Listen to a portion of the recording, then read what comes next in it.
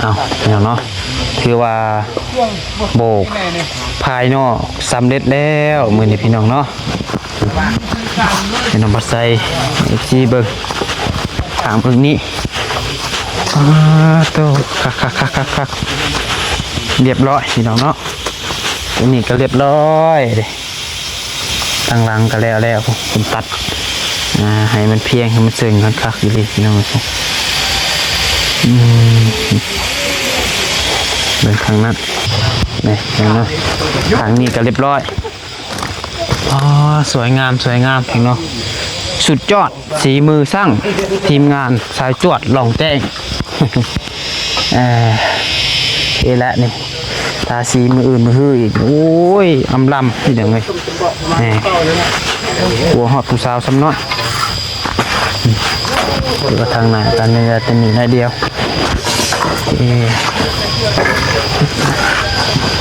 ทางที่แล้วแหละพี่น้องเนาะคือว่าสำเร็จแล้วสาภายนอกนะงาม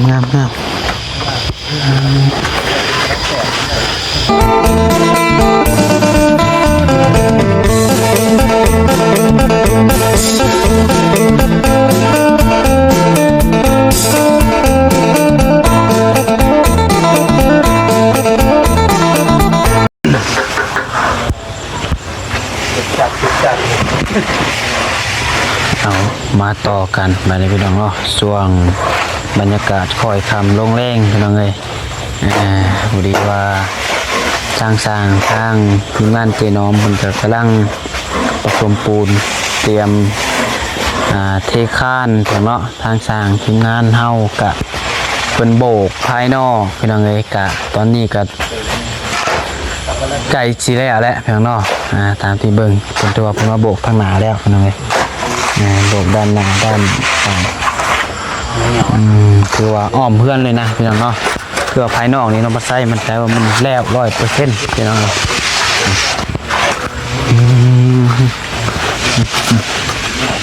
ปึ๊บ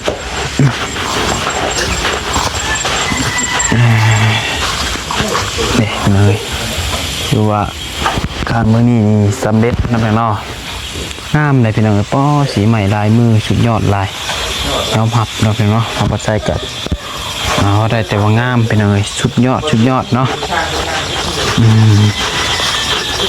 แบบสร้างพ้นเห็ดนี่พ้นตั้งใจเห็ดแห้งเนาะแบบบริสุทธิ์น้ำยังเลยแบบว่าวอยู่พ้นกับว่าวกับเฮาสื่อสารกับเฮาได้ดีรายการพ้นกับบ่เคยแบบว่าจมนั่นนี่นะพี่น้องเนาะคือว่าสร้างกับเขากับทีมงานเฮาก็ได้ดีพี่น้องเนาะเอาคนอื่นเบิดกระกาบทักทายสบายดีสวัสดีพ่อแม่พี่น้อง FC เบิดสู่คนเด้อพี่น้องเด้อไว้สู่ฝั่งลาวฝั่งไทยอะไรก็อยู่ทางต่างประเทศพี่น้องเลยก็ยินดีต้อนรับเข้าสู่ช่องสายกกสายบุญอีกแล้วเนาะพี่น้องเนาะพอกันกำลังปัดไส้พี่น้องเลยก็คือตอนนี้พี่น้องเดี๋ยวน้องปัดไส้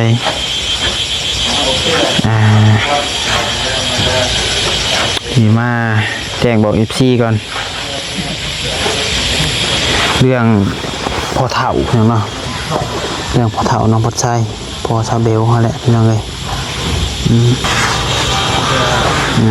เนาะนี่คือพอน้องเบลตอนนี้เพียงเนาะก็ถือว่าสาหัสลายพี่น้องเลยครับสวยใส่เครื่องซอยหายใจพี่น้องเนาะยังอยู่ห้องหมอแข้งสวรรณเขตพี่น้องตอนนี้ก็ได้นี่เด้อคือว่ายังบ่ฟื้นเด้อพี่น้องเด้อก็เป็นห่วงอาการน่าเป็นห่วงหลายขากระหักแข้งกระหักพี่น้องเนาะโอ้ยบ่ใส่เห็นแล้วก็สิว่าในใดพี่น้องใจจดใจจ่อยนี่ก็ได้จำคำอยู่คำของอาข่อยไม่ได้ดีเป็นแฟนหนึ่งกระปุกเพลงของอีเมลนี่พี่น้องไง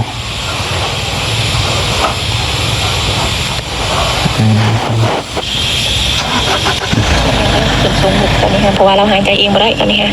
ใส่เลือดไปแล้วถุงหนึ่งตอนนี้เอากำลังไปคือตอนนี้ทาง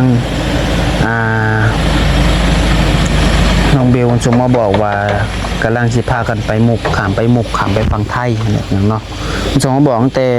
บ่าย2พอแหละตอนนี้ก็ยังบ่ทันได้ไปอยู่6 โมงอะไรพี่น้องเอ้ยแต่ว่าไปมุกนี่ก็อาจจะไปไปหายแต่อันแม่คอยป้านางเลยก็เอาสัก3 คนเท่านั้นนะเพื่อลดค่าใช้จ่ายในการไปหันมานี่เนี่ยเพื่อจำบอกจำไปมันก็เป็นหลายอย่างเลยเนาะก็มีแต่ว่าไป3 คนในใจเพื่ออยากไปอยู่แต่ว่าอย่ามันเสียหลายทีแรกน้องเบลเพิ่นก็สิบ่ไปพี่น้องเนาะแต่ว่าเพิ่นเปลี่ยนใจสิไปพี่น้องเอ้ยว่าง่ายคือเพิ่นไปกู้ยืมเงินพี่น้องเนาะเงินมาคิดมาส่งมาล่าสุด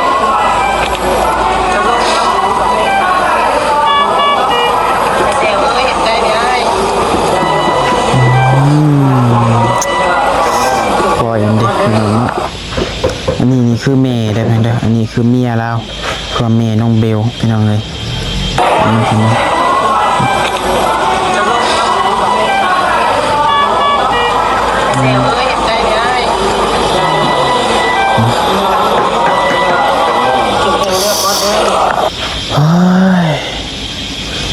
พี่น้องเนาะ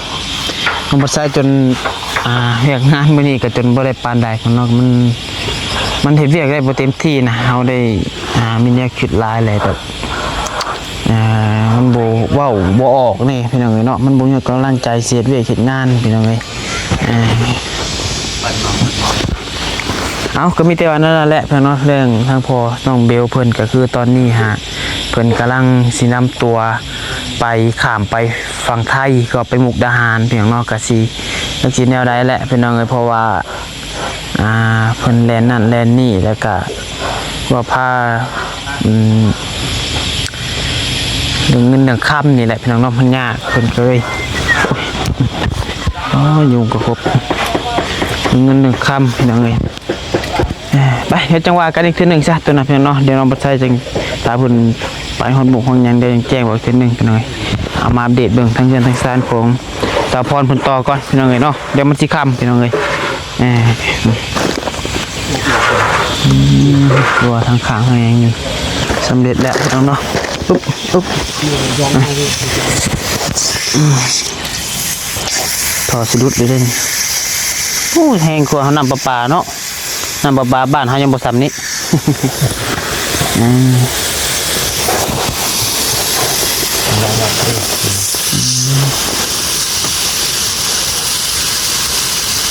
เฮ็ดยังตัวนี้ไอ้ตัดอ๋อเฮ็ดตัดEFC เพิ่นถามว่าบ่ได้เทพื้นบ่น้องปัดไส้เพิ่นว่าตัวนี้น่าจะบ่เนาะเทพื้นรอบบ้านนี่เนาะไอ้เตียงเพิ่นยังบ่ได้บานแนวใดบ่ยังเนาะยังบ่ทันฮู้บ่ทันซะพี่น้องเอ้ยเพราะว่าเฮาอยากให้มันแล้วตัวเฮือนนี่ก่อนนะเพราะว่ามันเวลานี่แหละพี่น้องคือว่ามันเฮ็ดแข่งกับเวลามันยากมันบ่คือเฮาอยู่บ้านตัวเองได้คอยเฮ็ดก็ได้โอเคโอ้ละเอียดค่ะก็ดีเนาะตัดยังไงทันเทพื้นหอบเพื่อนนี่ก็สิคักอยู่พี่น้องเอ้ยลังคักจ้ะงามแต่ว่ามันก็สิใช้เวลาไปอีกกินเวลาไปเป็นมื้อผมจักเทพื้นอีกอ่ะคือนะ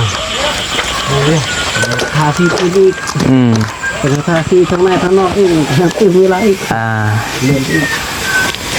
ก็เสียเวลาไปอีกเป็นไงเอาตัวนี้ก่อนซะพี่น้อง FC กะแมนยูพี่น้องอยากให้มันงามอยากให้มันคักเลยเฮาก็สุดแหละพี่น้องเฮาก็คันว่าเวลามันทันเฮาก็อยากให้มันแล้วเบิดเลยพูดแหละเนาะใส่เพดอกเพดานติดแอร์ติดเข่าไฟพูดแหละนั่นมันเป็นไปได้พี่น้องเนาะแต่มันก็ยากอะไรเป็นไงแข่งกับเวลาดิหรือว่าได้ซัมนี่นี่ก็ดีลายเด้พี่น้องเนาะน้องบัดไซว่าได้ซัมนี่ก็สุดๆแล้วถือว่าความปลอดภัยนี่ร้อยแล้วพี่น้องเนาะเพราะแค่มีประตูเนี่ยนาก็โอเคแหละถือว่าพื้นโบกครั้งนี้ก็เรียบร้อยแล้วเด้อพี่น้องเด้อเนาะ3ข้างแล้วเนี่ยมีแต่พื้นตัดนั่นนิดนึงไอ้กะปั่นขามีนิดนึงนี่เงินนิดนึงฮะก็ทำมาจากแล้วแหละพี่น้องเนาะอันนี้ก็ได้ เบิ่งทางครัวเฮากำลังเทคานอย่างเนาะของห้องน้ำก็ได้สร้างสุดนี้กับบริเวณน้อยหนาเพียงเนาะมีแต่คนไวๆคันได้อันซอยกันเบิดนี่เนาะ โอ้คือสิค่ะใครจะซีมือนะพี่น้องเลย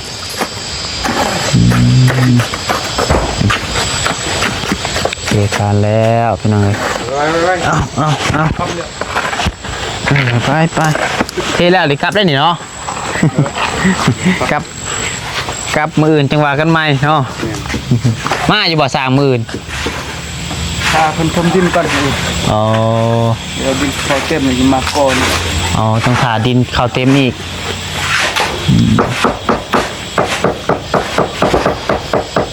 คนดินเข่าก็จักว่ามือ2 มือผู้ประจักษ์พี่น้อง จักเพิ่นประสานงานไว้หรือบ่ ทานแล้ว ฮะถามแล้วเนาะ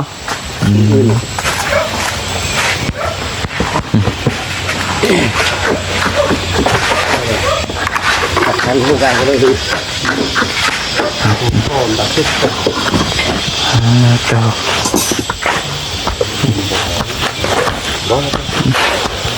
นี่น้องดักติ่งเลย คือว่าทางหน้าก็ใกล้แล้วพี่น้องเอ้ย ปั้นดัก ใกล้แล้ว ลงบวกกันเขียนก็ได้ สาพรเพิ่นมาใส่แล้ววะไปแล้วบ่สาพร เราเรื่องการโบกบ้านการหาที่ชอบคนตัวนี้ เอาคนดัง การต่างเรียกว่าการโบกการโบกบ้านแต่ตอนนี้มีที่ครับก็คือว่าตำรวจของการรับผิดชอบ ยังเลยเนาะกินนี่พี่ว่าได้พี่น้องโอ้ยเอาไปดิจะใจถ่ายคลิปน้องวัดใจก็ได้คือล่าสุดนี่ก็ทางน้องเบลส่งมาอีกพี่น้องส่งมาว่าตอนนี้ฮามยังบ่ทันได้ลงพี่น้องเนาะยังบ่ทันได้ขาม6 โมงเลย6 โมงยังบ่ทันได้ขามอยู่พี่น้องเลยเพราะว่ามันยังแล่นเรื่องนั้นเรื่องนี้บ่แล้วนะพี่น้องเลยประสานงานทางห้องหมอเพิ่นก็ว่ามันต้องใช้เงินหลายพี่น้องเนาะแต่ว่าทางน้องเบลทางครอบครัวเพิ่นหาเงินได้แต่90,000 บาทพี่น้องเลยแต่ว่าทางห้องหมอคนนั้นมันใช้เงินมหาศาลหลัก2-3 แสนบาทนะพี่น้องเลยเพราะว่ามันเกี่ยวกับสมองมันอาจจะได้ผ่าตัดนะพี่น้องเลยแล้วก็จังเจ็บหัวเลยน้องบัดใจจนคิดยังบ่ออกพี่น้องจักเสียดนี่ได้ที่ซอยได้เนาะสุดแต่จักซอย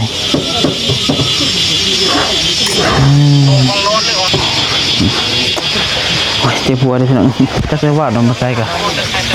คิดยังบ่ออกเลยพี่น้องเนาะเอ้าเบิ่งเรือนซ่านสะพอนก่อนซะพี่น้องเนาะเดี๋ยวค่อยว่ากันเรื่องนะเจ็บหัวแห้งเอ้ามาทางนี้ก่อนสบายดีเจ๊เด้อคุยกับผู้ใดเด้เนาะ น้องสาว ฮะ ไอ้ ทักทายสบายดีเจ๊จี้เนี่ย สบายดี เจอเมื่อปะสะพอนก่อนรีบจักนี่ น้องให้หนักน้องไปอยากให้ ไม่อยากทำเมื่อแล้วทางนั้นยังจะถ่ายอยู่คนนั้นพอเถ่าถือรถตำรังที่ส่งขามฝั่งไทยตอนนี้อาการหนักแฮงเนี่ยยังวุ่นอยู่คือยังบออกเลยนี่ก็ได้ มันที่ทดายแทนมาเพราะว่าอยากให้มีทองจะไป ฮะ มันที่ทดายแทนกับ ข่อยนี่บอกยังบูฮู้เดี๋ยวเบิ่งก่อนมันจะกับถ่ากับเพื่อนพร้อมเขาให้อ้ายเพิ่นเดี๋ยวเป็นหนึ่งสเบลคนโทรมาเป็นยังไงหน่อยจะคุยกันหอดใจกินนี่เนาะหรือถ้าน้องเบลคนโทรมาเป็นยังไงโอ้ยเจ็บหัวได้บาด รอเป็นนี่ มีแต่เรื่องพี่น้องเอ้ยเนาะ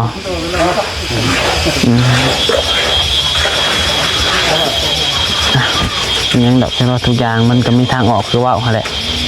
สิ่งทุกอย่างไปใช้แบบนี้ พ่อโทรหาปกติ โอเคไปเนาะคลิปนี้ก็ใจจี้จะเข้าใจหรือบ่แหละพี่น้องขอโทษขออภัยนำมีลายเด้อพี่น้องถามว่าซับซ้อนนำก็ได้ถ้ามองใส่กับซับซ้อนกับตัวเองตอนนี้เนาะ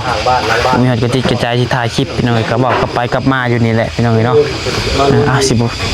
สิให้ FC เบิ่งภาพซะเนาะสิเบิ่งพยายามบรรยายลายพี่น้อง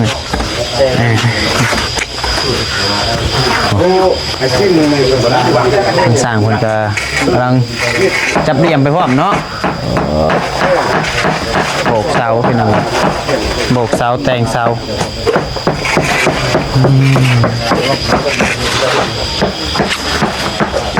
มือนี่คือสิได้แต่ด้านนอกเนาะสาบเนาะเอาได้สำนีก็ดีแล้วเอาไว้แล้วสิเทพื้นบ่โอ้โอเคสร้างเขาทุบจะเล่งได้พี่น้องเลยโอ้เล่นตัวไก่โคกเรียบร้อย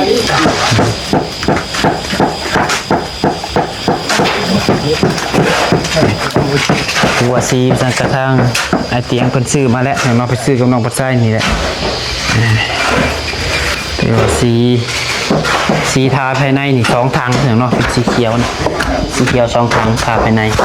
แต่ว่าพามันสีเขียวสิพี่น้องแต่ว่าทางในบ่เป็นสีเขียวอะไรก็ทางนี้ทางในเป็นสีขาวตัวนี้เป็นสีคล้ายๆแบบเท่าแลมโบเท่าอย่างขนาดพี่น้องเนาะคอนบุรีอยู่สันจ้ะใช่สีคอนบุรีแต่มันเป็นสีลาวพี่น้องเนาะเหมือนสีของไทยสีกับ5ถังพี่น้องเนาะแต่ก็ตัวนี้นะอุปกรณ์ถือว่าครบนะพี่น้องคนนำมาให้เนาะแต่อันนี้แหละพี่น้องเลย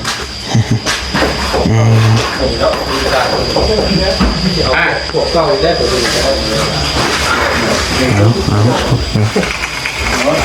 เป็นโบกมันยังไปนะมืออื่นนี่โบกด้านในก็คือสีแล้วอยู่ดอกเป็นยังไงกะแต่เหลี่ยมเสามันลายจากลายที่ซ่าแรกอยู่ข้างในเนาะจับเหลี่ยมศอกเหลี่ยมเสา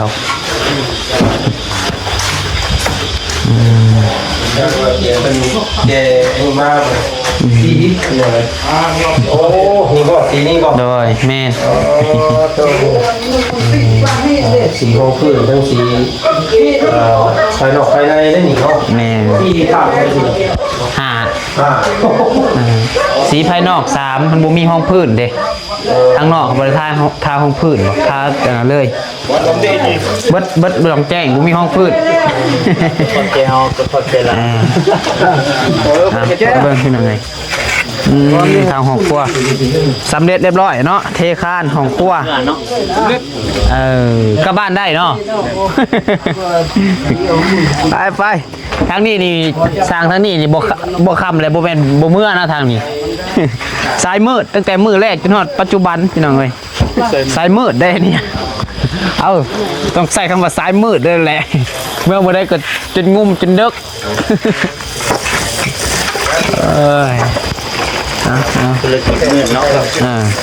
โบแมนได้คนละอย่างได้ตัวละเนาะเจ้าหน่อยเพิ่นนั่นมาตรวจสอบผู้แห้งได้งานเข่าอีกแล้วสั่งเนาะ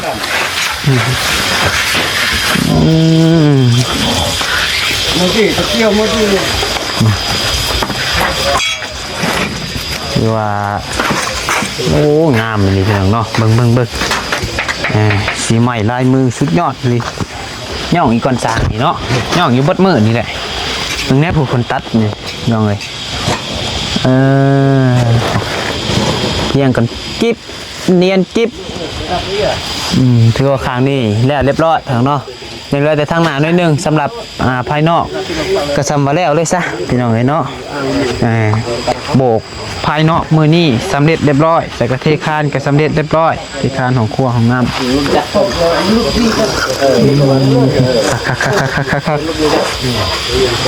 มืออื่นที่ต่อภายในนะพี่น้องเลยต่อภายใน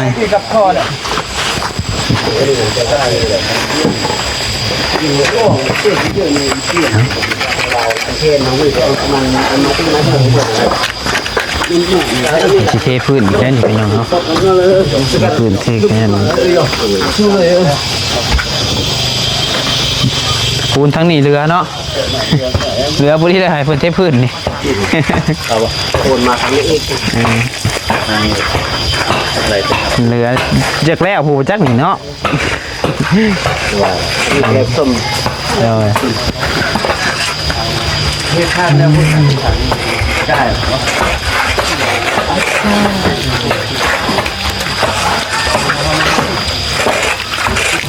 จักเป็นหลังจากนั้น เ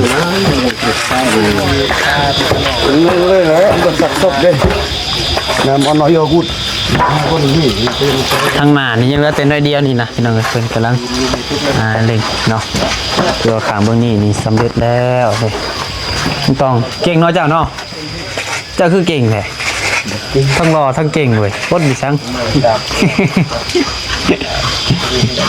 เขินนี่นี่เนาะโอ้ย ใส่บัน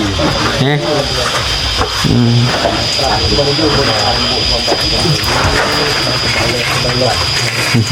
มันเกินบ่ แม่นสูงเกิน